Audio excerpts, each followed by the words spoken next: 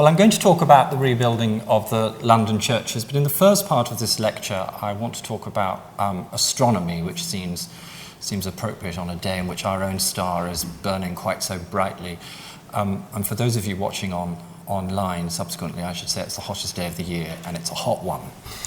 So, good evening, ladies and gentlemen, and thank you for coming.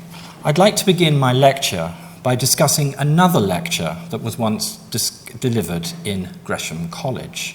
This other lecture was delivered in 1657, not in this room, but within the same institution that was kind enough to invite me to speak to you this evening. That other occasion was the inaugural lecture of the 9th Gresham Professor of Astronomy. His name was Christopher Wren, and he was 25 years old.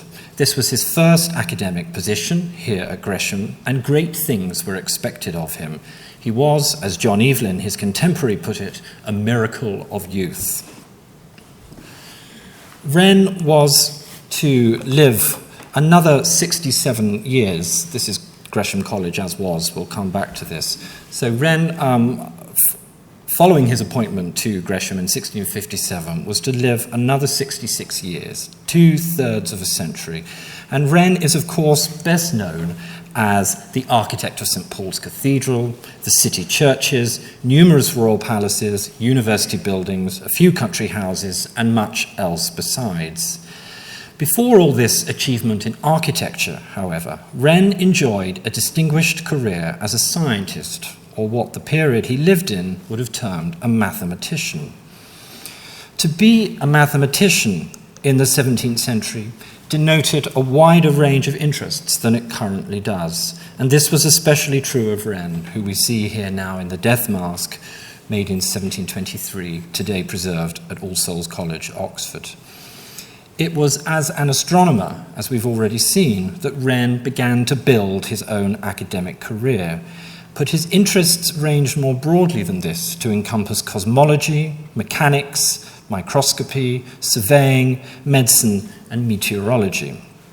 Wren wasn't particularly good at publishing things, but to his contemporaries he was nevertheless one of the foremost scientists of the age, praised by no less a figure than Isaac Newton. Oh, it's nice and cold. Most of Wren's early career as a scientist and as an academic was played out in Oxford, where in the years immediately preceding his move to Gresham, Wren had first been a student at Wadham College, where he was promoted by the mathematician and head of college, John Wilkins, whose recent marriage to Cromwell's sister probably played a part in Wren's appointment here in 1657. And then, still in Oxford, Wren became a Fellow of All Souls. From 1657 to early 1661, however, he was based here at Gresham, with free accommodation in the original Gresham College, and with a handsome salary of £50 per annum, which was a lot of money. These were turbulent years in the history of England, and the life of the college was frequently interrupted and suspended as the protectorate of Richard Cromwell gave way to the restoration of King Charles II in 1660.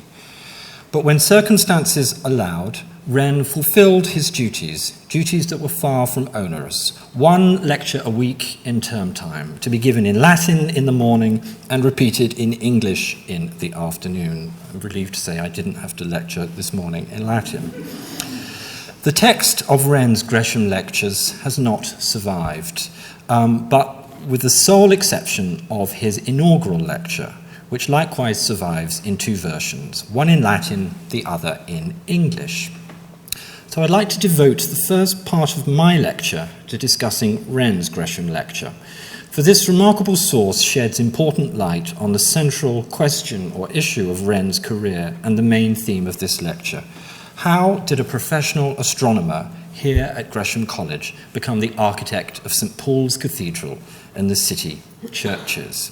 So that's the question I want to pose, and having attempted an answer, I'll then look in the main part of this lecture in detail at one category of Wren's architecture, the rebuilding of the city churches. So let's look then at what Wren had to say in 1657.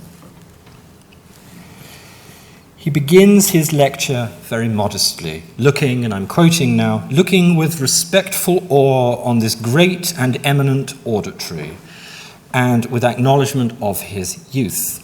I cannot, he continued, but with juvenile blushes betray that which I must apologize for, and indeed I must seriously fear lest I should appear immaturely covetous of reputation in daring to ascend this chair of astronomy, when it would better have suited the bashfulness of my years, he was 25, remember, to have worn out more lustre in a Pythagorean silence. But those, he continues, whom I may account the great ornaments of learning and our nation, have inveighed against my sloth and remissness with continual but friendly exhortations. And so Wren, at the age of 25, presumed to profess. He will not, he continues, trouble his audience with an encomium, that's a praising of astronomy, but this is exactly what he proceeds to do. I quote, "If it were frivolous to tell you how much astronomy elevates herself above other sciences," and Wren uses the word science not in its modern sense, but in its 17th century sense to denote any kind of formalized subject area. We use the term in this way still when we talk about computer science or domestic science, that kind of thing. In as much as her subject, he continues, the beauteous heavens, infinite in extension, pure and subtle and sempiternal in matter, glorious in their starry ornaments, of which every one affords various causes of admiration, most rapid yet most regular, most harmonious in their motions, in everything to a wise considerer, dreadful and majestic. So, having lauded his science, astronomy, in general terms, he then proceeded to showcase the wider benefits of astronomy, and this is important. And throughout Wren's lecture, he emphasizes its utility, by which I mean the usefulness of applied astronomical knowledge, what today's academic community calls impact or knowledge transfer. So Wren began with a striking example taken from Scripture. This is 1657, remember. How, he asked, could the Old Testament story of God's sign to Hezekiah when the sun returned 10 degrees backwards be explained except by a parhelion, a phenomenon caused by refraction? Or again, and this is the best, this is Wren at his most ingenious, in the crucial matter of the resurrection.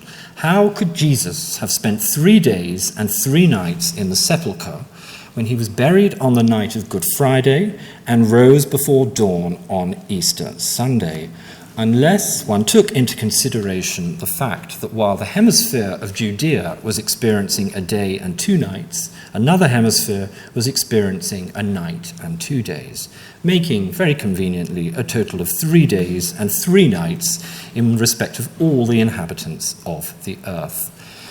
As the architectural historian Sir John Summerson once observed, certainly no application of astronomy could be more striking to a City of London audience in 1657.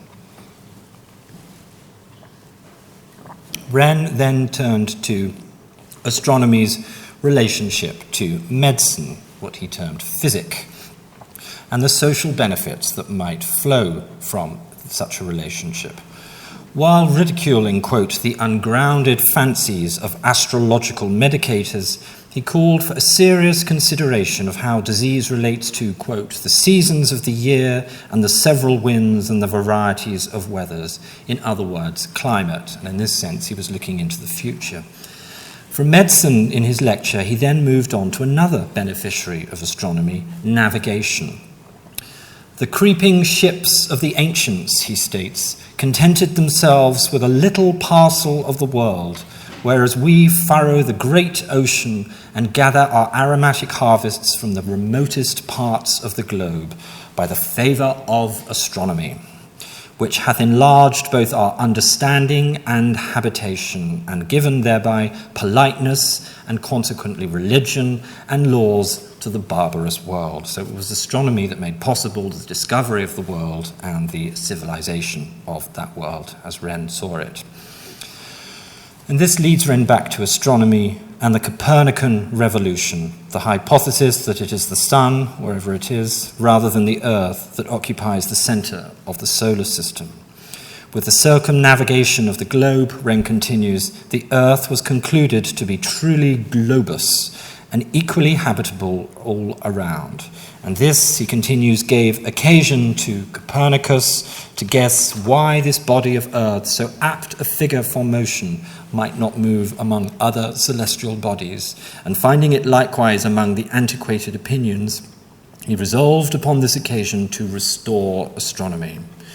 Among the honourable assertors of this liberty, he's referring here to this revolution and understanding of the place of the sun, which we today think of as the beginning of the so-called scientific revolution, Wren singles out a fellow Englishman, one William Gilbert. This man, he writes, would I have adored, not only as the sole inventor of magnetics, a new science to be added to the bulk of learning, but as the father of the new philosophy, Cartesius, he means René Descartes, being but a builder upon his experiments. There you go, attack at the French, praising an Englishman.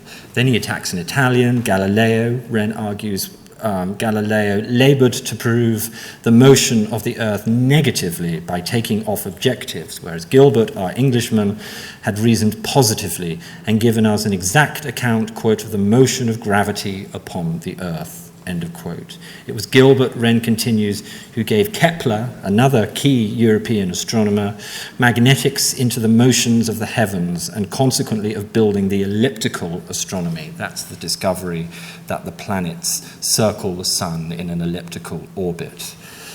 And it was to the perfection of Kepler's elliptical hypothesis, together with the study of lenses, that Wren quotes that according to Wren is expected from men of our nation at this day living, and he proclaims that they are going to be the two areas of research that he undertakes during his time as Gresham Professor of Astronomy. Just one final point about the lecture. This research program, the elliptical hypothesis and the study of lenses, was to be expounded by new methods and crucially by new instruments. Wren says as follows: for natural philosophy, having of late been ordered into a geometrical way of reasoning, by which he means from premise to premise, a logical way of thinking, from ocular experiment, that's experiment through sensory observation, that it might prove a real science of nature, not a hypothesis of what nature might be.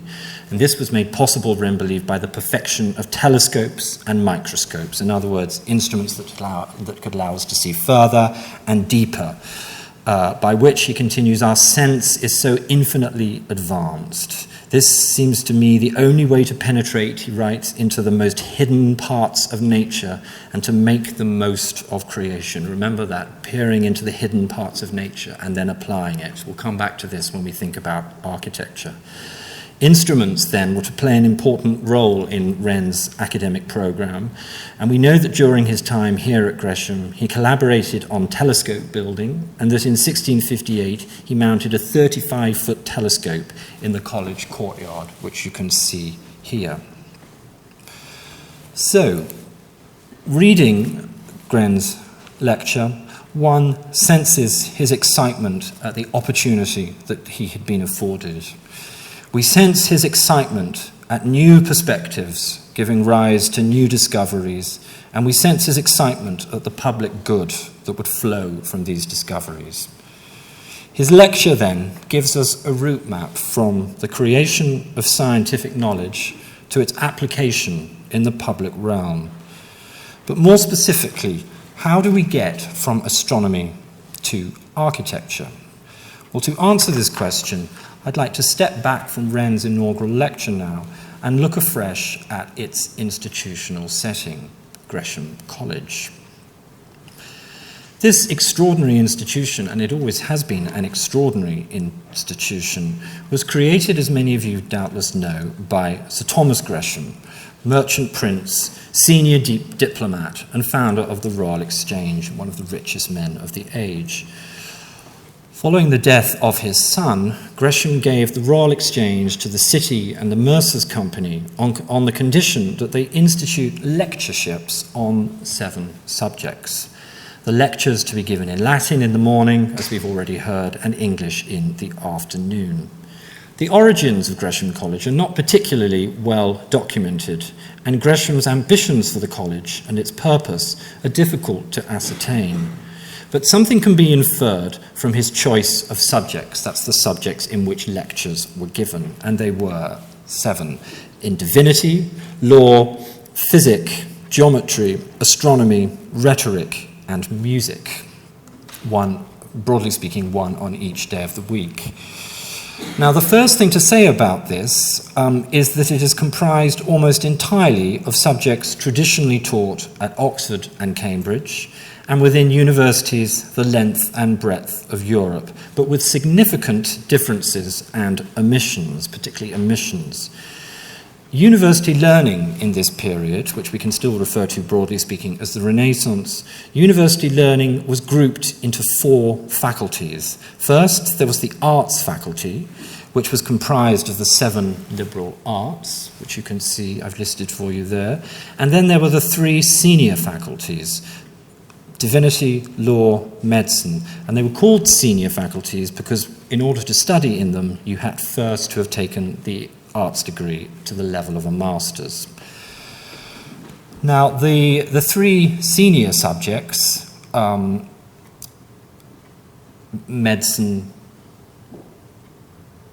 divinity or theology, law, and medicine, or what Gresham and Wren called physic, these were taught at Gresham, and their timetabling on Monday, Tuesday, and Wednesday, respectively, testifies to their preeminent status in medieval and Renaissance places of learning. Significantly, however, only 4 of the 7 liberal arts were included at Gresham, and I don't know if you can see, I think my that some of those words there are highlighted and some of them are not. The words that are highlighted are the subject areas in which there were lectures here at Gresham. So you can see that only 4 of the 7 liberal arts were included here, and these were heavily slanted towards the 4 mathematical sciences of the quadrivium. They're the ones at the bottom: geometry, astronomy, and music. And arithmetic was taught, but it was taught by the professor of geometry. And there was an emphasis away from the 3 arts of discourse that comprised what was known as the trivium: rhetoric, grammar, and logic. And especially striking is the total exclusion of logic, which may seem a very arcane subject to us today, but logic formed the basis of a university education right down until the 19th century. From the first, then, Gresham College was tilted towards the mathematical sciences, towards the study of the world, you might say, rather than towards what we would call the humanities, the arts of discourse. This worldly emphasis is likewise apparent in the earliest statutes of the college, which were devised by the trustees in 1598. The astronomy reader, including Wren, as he was to become, the astronomy reader, the statutes state, is to read in his solemn lectures first the principles of the sphere and the theories of the planets and the use of the astrolabe and the staff, they're both astronomical measuring instruments, and other common instruments. Again, this emphasis on instruments for the capacity of mariners, that's sailors, which being read and opened, he shall apply them to use by reading geography and the art of navigation, end of quote. Again, then, we find the same emphasis on the practical application of knowledge that we have already encountered in Wren's Gresham lecture of exactly 50 years later. And it's for this reason that Professor Jim Bennett, the foremost authority on Wren's early career, has termed Wren's inaugural lecture a Greshamite history, Greshamite in its methodological priorities, and a history in the 17th century sense that it recruited the past to account for and justify a particular view of the present and a program for the future. So, read in context, Wren's championing of mathematics has, and indeed must have had, a very particular resonance.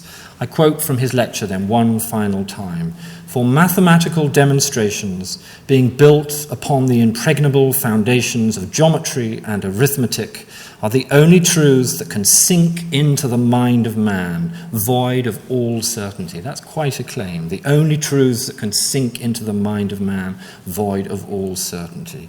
"And all other discourses," he continues, "participate more or less of truth, according as their subjects are more or less capable of mathematical demonstration."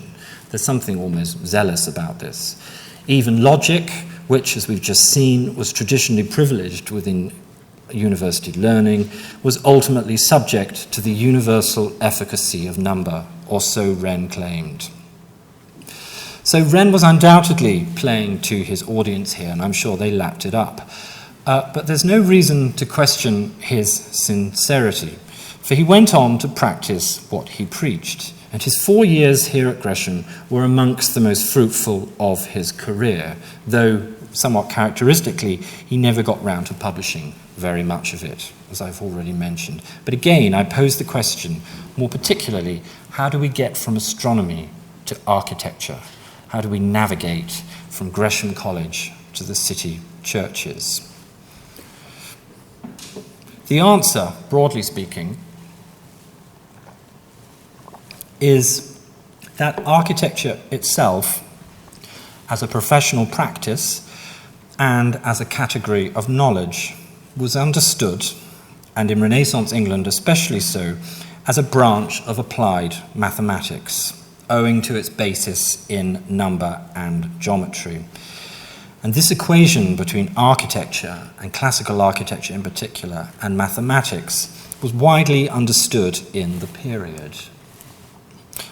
We find it, for example, in the sculpted decoration on this building, the Canterbury Quadrangle at St John's College in Oxford, where Wren's father had been a fellow and which the younger Wren undoubtedly would have known. Here, amongst 7 sculpted personifications of the liberal arts, we find geometry.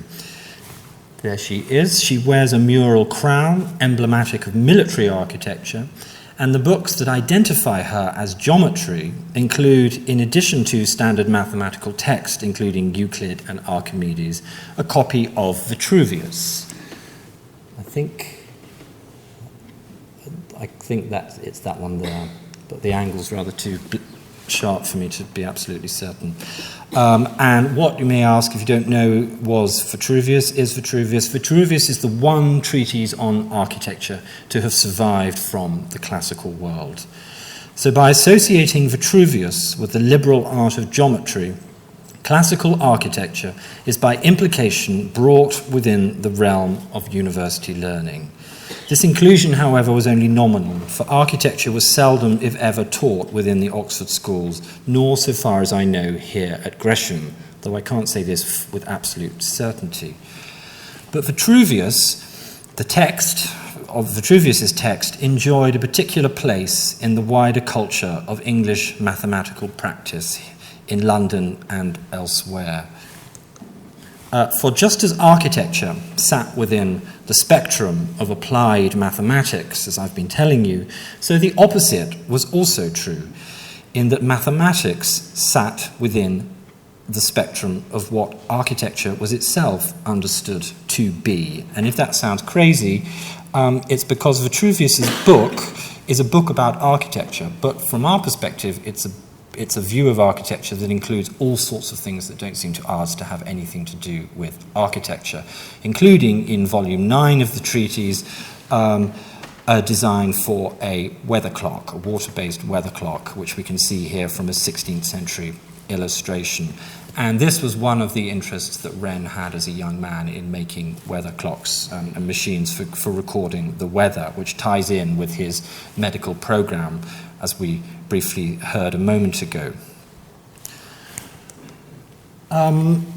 We also see this interest in Vitruvius in a satirical poem that was published in 1647 and entitled Gresham's Ghost. Here you see the title page. It's a very short pamphlet. And the anonymous author of this work styled himself Vitruvius. Where's the dot gone? There we are. So the author of this imagines that he is Vitruvius, and he is speaking on behalf of mathematical practice and what he thinks should be taught in this very institution. And as I've said already, we likewise encounter this broad range of interests that we find in Vitruvius within the multifarious interests of the young Christopher Wren, including, of course, architecture. So we're nearly at architecture, I promise you. Now, the final tilt towards architecture in Wren's career occurs in the years immediately following his time here at Gresham. In early 1661, Wren resigned from the college, having been elected to another chair in astronomy, this time the civilian professorship at Oxford, which was likewise aimed at the practical application of knowledge. Wren's return to Oxford coincided with the restoration of the monarchy of King Charles II in 1660 and the re-establishment of the Church of England at about the same time. And these turn of events, had a profound influence on Wren's career. For Wren himself came from a family that was closely associated with the revived establishment of church and crown. His father had been Dean of St. George's Chapel at Windsor and knew King Charles I, and Wren, as a young man growing up in Windsor, would have almost certainly known King Charles I and his son, the future and now restored King Charles II, while Wren's uncle, Matthew Wren, was the venerable Bishop of Ely, who spent 18 long years in the Tower, owing to his unshakable commitment to the institution of episcopacy, that's the authority of bishops. I've not said much about Wren's family background because it has a limited bearing on his career in the 1650s, or rather because its effects were then negative rather than positive. It was something to be carefully concealed. But from 1660 onwards, Wren's Cavalier Anglican background becomes a crucial factor in his turn to architecture, for the simple reason that it provided him with a series of opportunities that would hitherto have been impossible.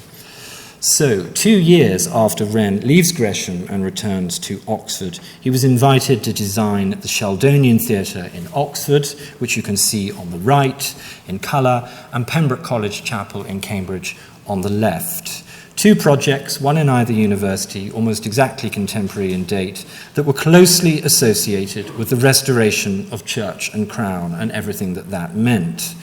The former building, the Sheldonian, as its name suggests, was paid for by Gilbert Sheldon, who had shepherded the outlawed remnants of the Church of England through the dark years of the interregnum, while the latter building, the chapel at Pembroke, was commissioned by Wren's uncle, Matthew Wren, that's the man I mentioned a moment ago, who spent 18 years in Tower, as a thanks offering to the Almighty for his release and as a celebration of the restoration of church and crown.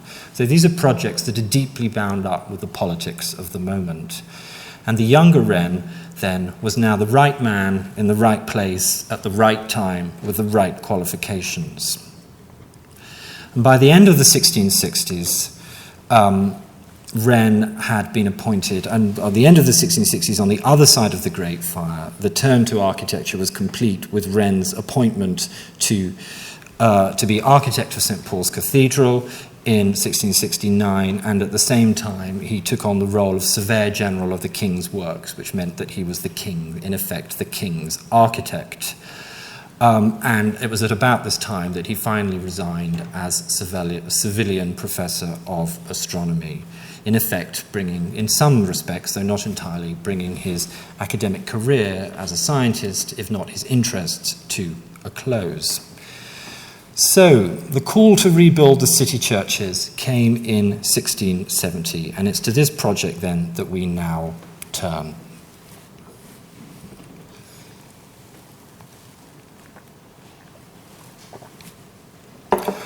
So, the rebuilding of the City of London churches, that's the parish churches, was begun in 1670, 4 years after the Great Fire of London.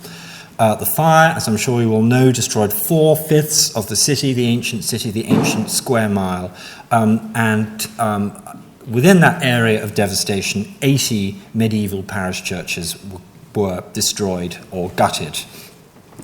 Priority was initially given to domestic and commercial buildings in the first few years after the fire, but in 1670, a second Rebuilding of London Act was passed in Parliament, which enacted that the number of parish churches in the city should be reduced from 80 to 52, or rather the number of churches and buildings should be reduced.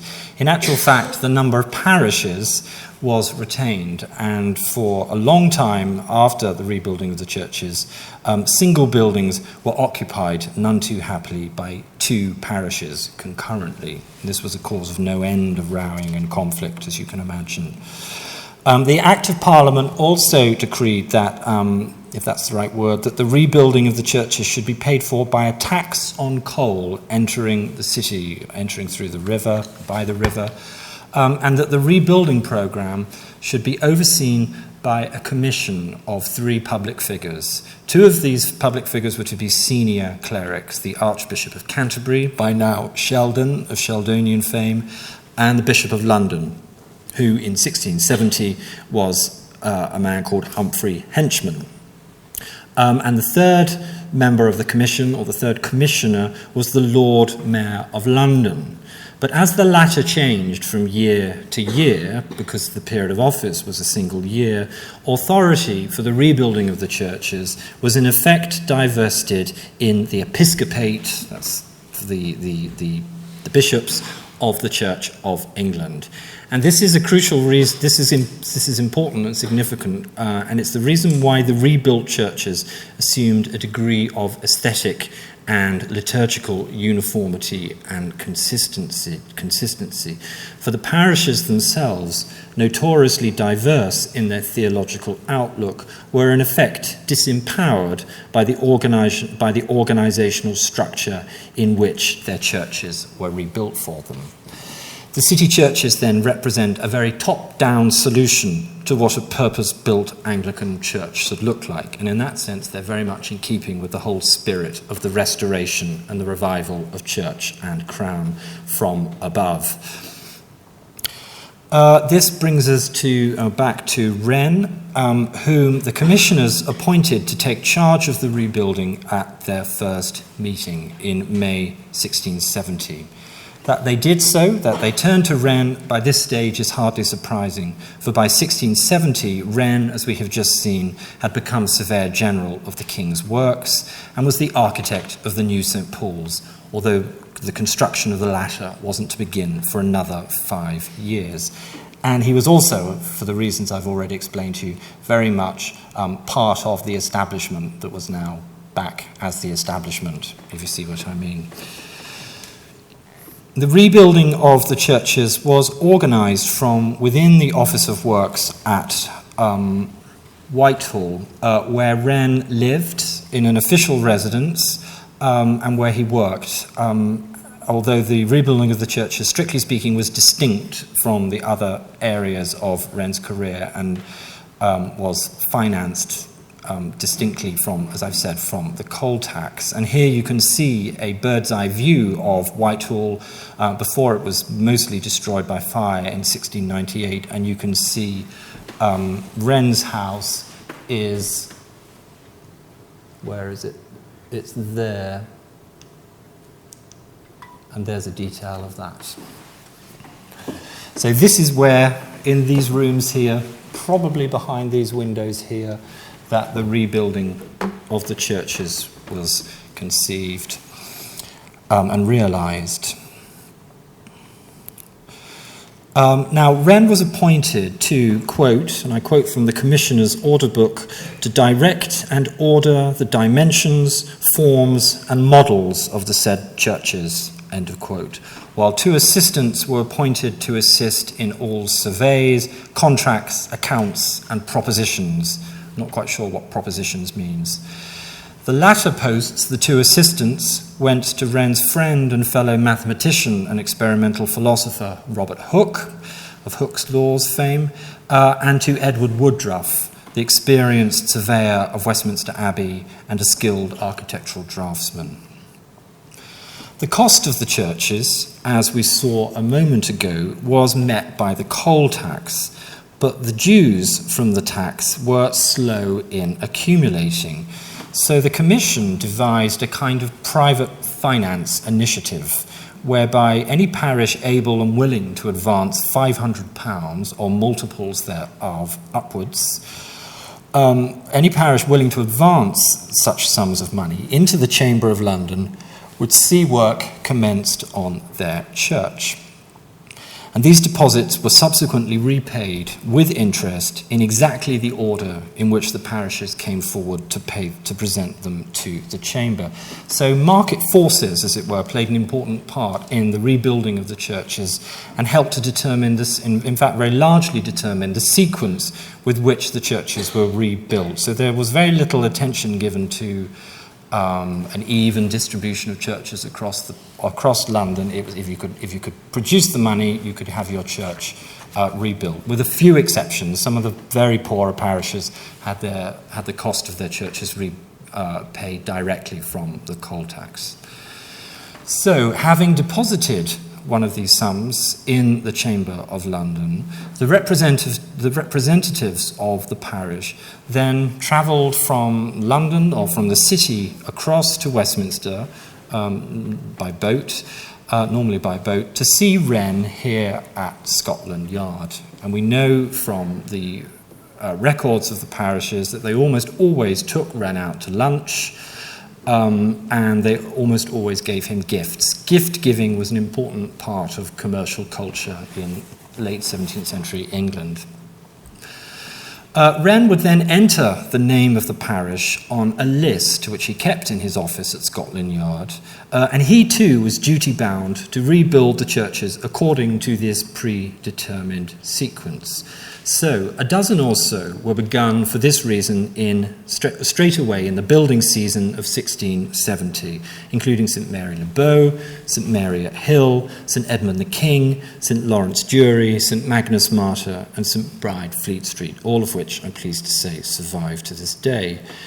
But in 1671, just 1 year later, the Commission decided to limit the flow of work to those churches that had already been commenced, and the Chamber of London was accordingly shut to the remaining parishes.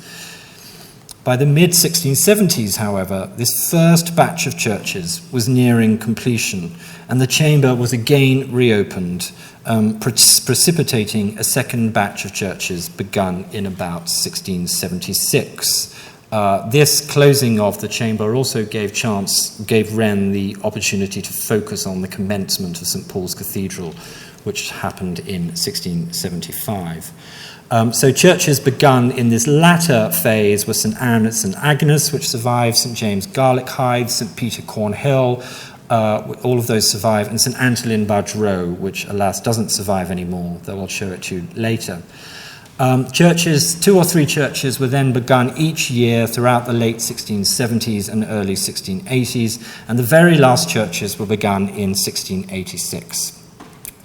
And the rebuilding was officially complete in 1693, when the young Nicholas Hawksmoor was paid a handsome sum for producing a complete account of the complete cost of rebuilding 51 churches. Work continued, however, on the steeples until as late as 1717, when the coal tax was finally deployed elsewhere. But the story of the rebuilding of the late steeples is the subject for another lecture. So how did Wren go about designing the churches? The question, I think, is best answered by reference to the extant architectural drawings, about 100 of which survive, mostly in All Souls College in Oxford. And for the next few minutes, I'd like to focus on one very telling example for which a handful of autographed drawings in Wren's own hand, survive. This is the Church of All Hallows the Great in Thames Street, which was begun in 1677, but which I'm sorry to say was swept away in the 19th century. But we have this remarkable set of architectural drawings, and they give, I think, better than any other means, a way of understanding really why the Wren churches basically look the way they do. Here is a view of the interior, more atmospheric than descriptive, but we'll come back to that in a moment. So let's now look at the drawings. Now, this is the first drawing.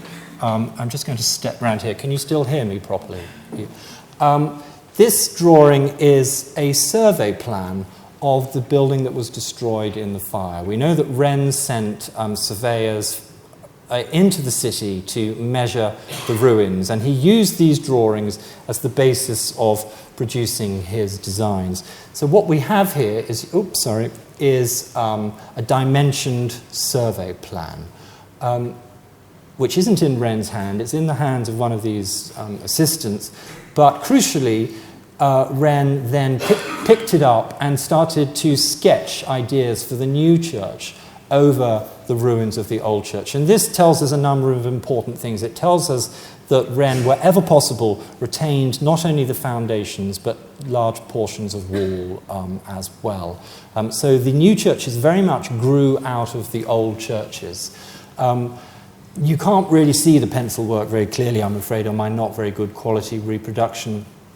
But what one can see happening is Wren knocking out certain features in order to create as large and uninterrupted a space as possible, adding additional supports to bring neatness to this main space, and also exploring the possibility of correcting this kink in the plan here, originally concealed by the division between the nave, the main part of the church, and the flanking aisle. But having made the decision to open this all up into a single space, Wren determined to regularize the plan. So the outcome of that was this plan, this beautiful, precise drawing in Wren's very, very scientific, matter-of-fact method of architectural representation. And here you can see how that medieval plan has been turned into, as far as possible, one large rectangular space lit by large windows to east and west. The medieval tower has been retained, as has one aisle, but the other aisle has been removed. The plan has a kind of priority in this design process, and the plan then, in a sense, gives rise to the building that rises from it, so to speak. So here you can see that large rectangular space I've just been talking about. Here is the aisle, and here is the tower rising out of the aisle. And you can see how the plan is articulated by this system of classical detailing here, these Doric pilasters, flat columns. So in a sense, the church designed itself, you could almost say, or rather this close consideration that was given to the old church and taken the givens of the old church without seeking to replicate it, but working from it to create something new. That's an important part of why the churches look the way they do, and why, compared to some of the other categories of Wren's architecture, they can all sometimes see surprisingly irregular, ungeometric. They're very different to the measured perfection of a building like St. Paul's Cathedral, but that's because they have this interesting relationship with the building that was there before.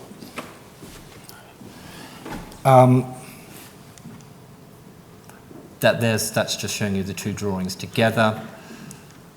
Here is a view of the interior of the church before its destruction. There, an early photo. This church survived into the age of photography, just. And here is the church, a church which gives you the best sense of what this church would have been like. This is the Church of St. Margaret, Lothbury, just next to the Bank of England. or across the road from the Bank of England, which is similar in its architectural design, and also includes a screen and I think a pulpit that were originally in the church we've just been discussing, the Church of All Hallows the Great.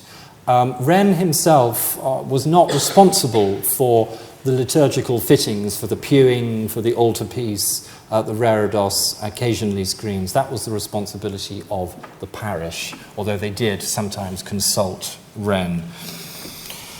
So, in a sense, the churches design themselves, and there, as I've said, there's often something very pragmatic about the plan of them. Just one more example. Here's a church that I'm pleased to say does still survive, the Church of St. Lawrence, Jewry. And if you look at the plan here, you can begin to see or suspect that due to these irregular angles, it reworks the plans of the old church. And look at the clever way in which Wren works with the irregular form that he inherits, but he thickens up the wall towards the bottom of the plan in order to rectangularize the internal space of the church, so that when you're standing outside the church, you don't notice it, and when you're standing inside the church, you don't notice it. But in actual fact, this portion of wall is considerably thicker than this portion of wall, but the effect is of a regular, rectangular geometric space. So the churches were designed very pragmatically according to this system, but they do conform to a number of standardized types. In addition to the flat sealed hall, which you can see here, flanked by a single aisle, and there are several churches of this kind. The most common type, especially in the early years, were what architectural historians call basilican churches. That is, churches with a tall central nave, usually barrel vaulted, lit by tall clerestory windows and flanked by flat-roofed aisles, as at St Bride, Fleet Street, one of the early churches begun in 1671. And I'm showing it to you in its pre-World War II incarnation, so you can see its original arrangement of galleries. The post-war fitting out of this church does something very different indeed. Other examples, I'm just going to rattle through lots of images now.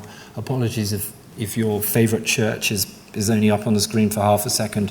Other basilican churches, St Magnus the Martyr, begun in 1671. Less well known to many of you, St George Botolph Lane, begun 1671 and destroyed right at the beginning of the 20th century. St Mary Aldermanbury, a wonderful church, but you now have to go all the way to Fulton, Missouri to see it, where it was re-erected as the Churchill Memorial Building. And I've never seen it, but it looks, to judge from these photos, exquisite. Wonderful clear glass, which of course is what these churches should have, but alas, most of them don't.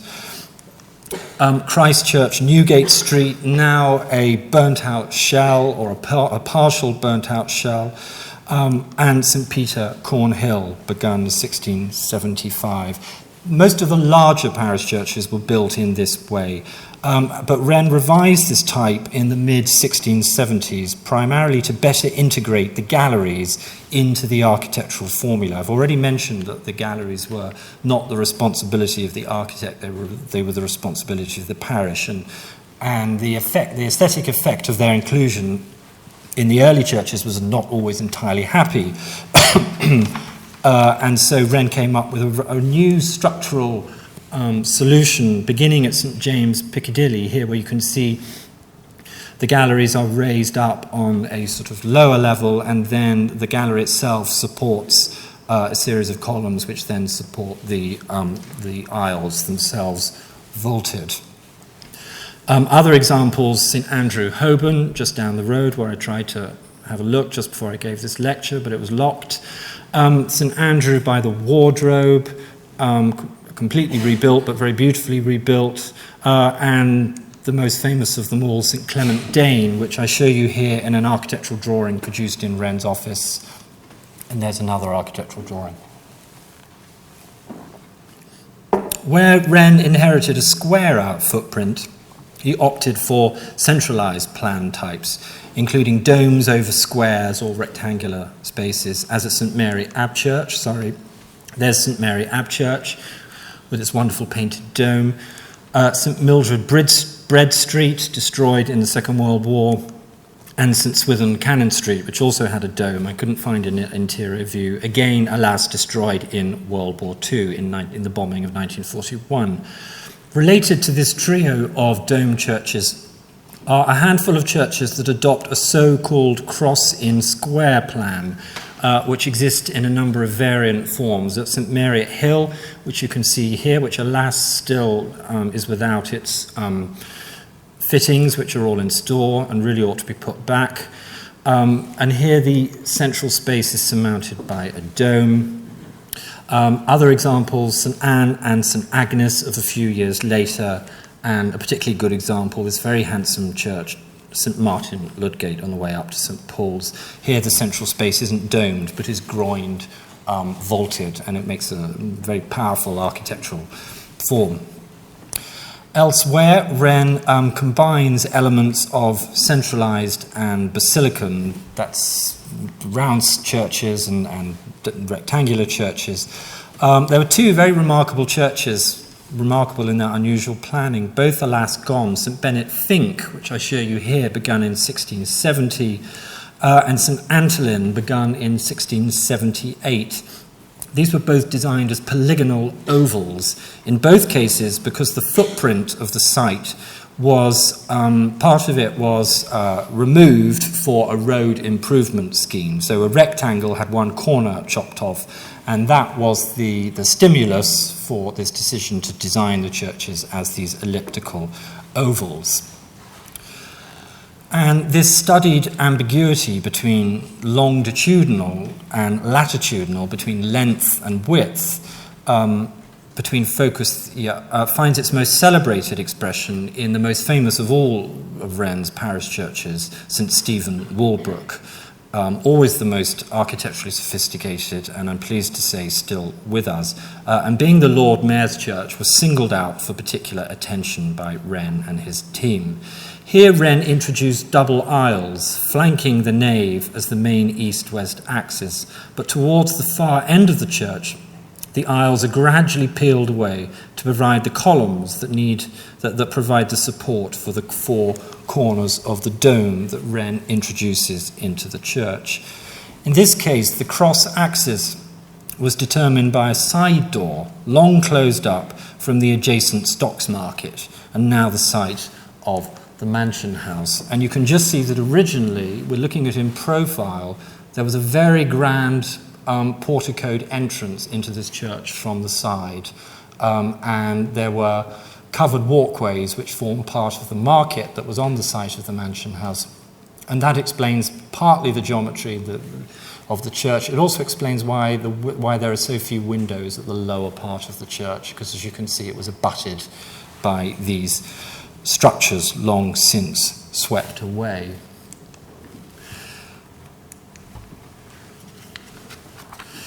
So, in conclusion, we can deduce certain key features from my rather breathless analysis of Wren's plan types.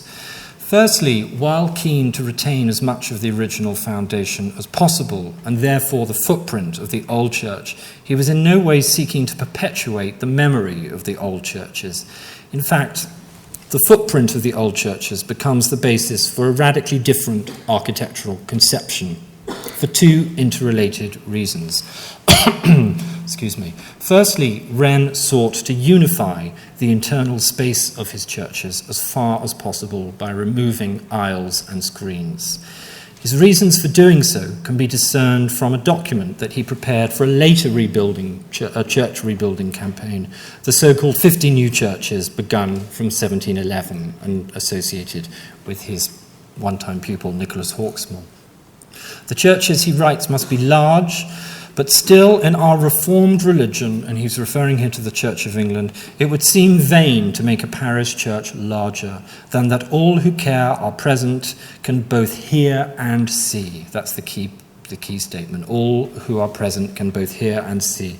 The Romanists, he's referring here to the Roman Catholic Church, indeed may build larger churches. It is enough if they hear the murmur of the Mass and see the elevation of the host. But ours are to be fitted for auditories. So that's the key word. They are auditories. They're spaces in which you can hear as well as see. Wren then makes an important distinction between Anglican church design and Roman Catholic architecture, examples of which he saw in Paris in the mid-1660s. That in an Anglican church, the congregation had to be able to hear as well as see. And as the son of a dean and the nephew of a bishop, Wren was given free rein by the commission to devise an architectural solution to this requirement. And it was a solution that defined Anglican church architecture down to the age of A.W.N. Pugin in the 19th century. The second characteristic feature of the rebuilt churches is their uncompromising adoption of the classical style. We take this in our stride now, but they must have been startlingly radical to London in the 1670s. Wren was not the first architect to build Anglican churches in the classical style. And when I say the classical style, I mean the language of columns and domes, the language of Roman and Greek architecture, but particularly Roman architecture. Inigo Jones had remodelled and extended the exterior of Old St. Paul's in the 1630s, providing a repertoire of forms that Wren was subsequently to adopt on the exteriors of his city churches. And St. Catherine Cree, which I'm pleased to say is still with us, consecrated in 1631, introduced Corinthian columns to the London church interior. But you can see this rather strange mixing of architectural traditions here, of classical columns and arches, but with a kind of medieval vault and an east window that was derived from the east end of Old St. Paul's Cathedral. Now, Wren did occasionally build in the Gothic style, most memorably at St. Mary Aldermary, which still survives, and in one or two other places, here St. Alban Wood Street, as it was after the war and as it is today. But in these cases and in a few others, Wren only did so because a substantial portion of the medieval fabric had survived, and Wren was of the view that if you extend a church, you should defer to the original style. But he had very definite views on what was the better style of architecture. So everywhere else, he built in the classical style. And if we want to understand the uncompromising modernity of the city churches, we need to revisit Wren's early career as a mathematical practitioner and the Vitruvianism that accompanied it. This is where I stitch the two halves of my lecture together. For Wren's commitment to classicism is best understood in this context. Vitruvius supplied Wren with the basic system by which he designed the deft integration of structure, function, and aesthetic beauty. And as a scientist, Wren had a deep understanding of which architectural forms were inherently strong and which were inherently weak, structurally speaking, that is. He believed that the architectural forms that had been inherited from the classical world were stronger than those bequeathed by the medieval, and that being stronger, they were also more beautiful. Thus, structural effectiveness was aligned with the physical world, which is why he termed it natural and regarded natural things to be sources of beauty. We find things beautiful, he argued, when they are natural.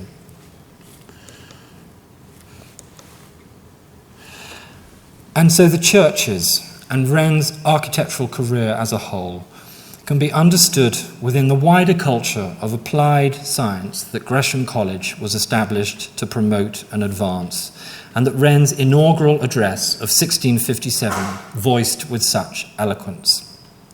In fact, we might conclude that Wren's architectural achievement is perhaps the most remarkable application of mathematical knowledge ever effected by a Gresham professor. Thank you.